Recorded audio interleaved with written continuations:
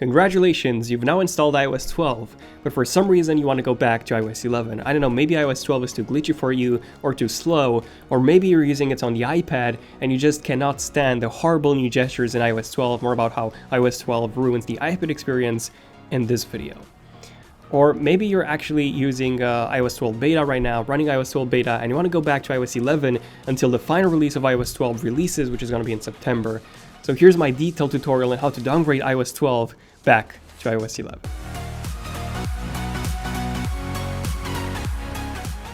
Okay, so first things first, downgrading to iOS 11 would only work as long as Apple is still signing iOS 11 whatever version you want to downgrade to.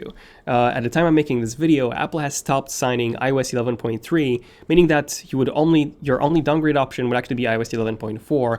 Again, that's as long as Apple is still signing it. Now, it usually takes Apple about 1 to 2 months after an iOS version has launched until they stop signing it. So essentially, this downgrade would work up until October or November 2018, maybe if you're lucky, a bit more than that. Okay, so what are the actual steps for downgrading? Well, step number 1 is to connect your iPhone or iPad or iPod Touch to your computer and open up iTunes.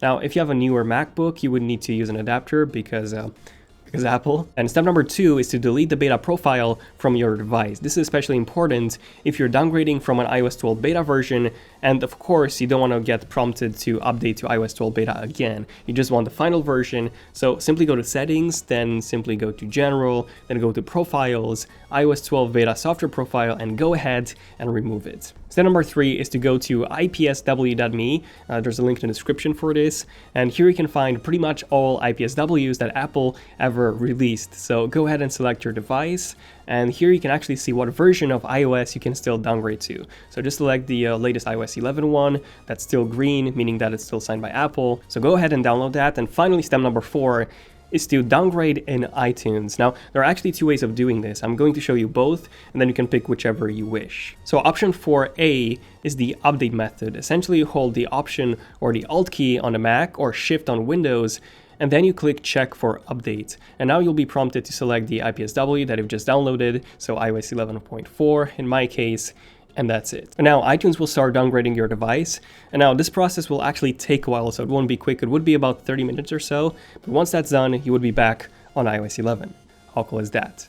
And by doing this method, this 4A method, you would actually keep all of your data, so all of your apps, photos, everything. However, you might run into multiple bugs and glitches since you essentially updated to a previous version of iOS, which doesn't make sense. So some iOS 12 app data would be brought to iOS 11, which might cause some issues. So essentially only update with this method if for some reason you forgot to back up your iOS 11 device in iCloud or iTunes before updating to iOS 12.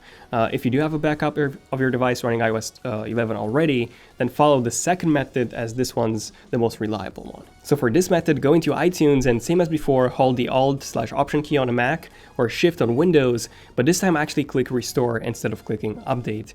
And now you would be prompted to select the IPSW, same as before. So go ahead and select it, and now iTunes would actually erase your device and install iOS 11.4 from scratch. Now, once the downgrade process is completed, again, this would take about 30 minutes or so, go into the setup screen and select Restore from Backup, and now choose the iCloud backup that you've created while you were on iOS 11, and that's pretty much it. All of your data, photos, app data, everything would now be restored on your brand new iOS 11.4 device. So in the end, it doesn't really matter which method you follow because you won't be losing your data. Again, the restore method, so the second one is what I would suggest, as long as you have a backup in iCloud or iTunes of your device before updating to iOS 12. So an iOS 11 backup, if you have that, follow the second method. And also check out my iOS 12 review along with my top 35 plus new features, best new features in iOS 12, and also my macOS Mojave review in case you're interested in that as well. But yeah, definitely subscribe, turn on notifications if you want to see more cool videos like this one. And also let me know in the comments, what are your thoughts on iOS 12 so far? Do you think it's a big improvement over iOS 11, or do you think it's a downgrade, especially on the iPad? Check out this video, how iOS 12 runs on the iPad. Spoiler, it's not good. It's actually removing some features from iOS 11. But yeah, this was pretty much it. Feel free to like if you've enjoyed it, to let me know. I'm Daniel. I'll see you guys in my next one. Son of Tech, signing out. Cheers.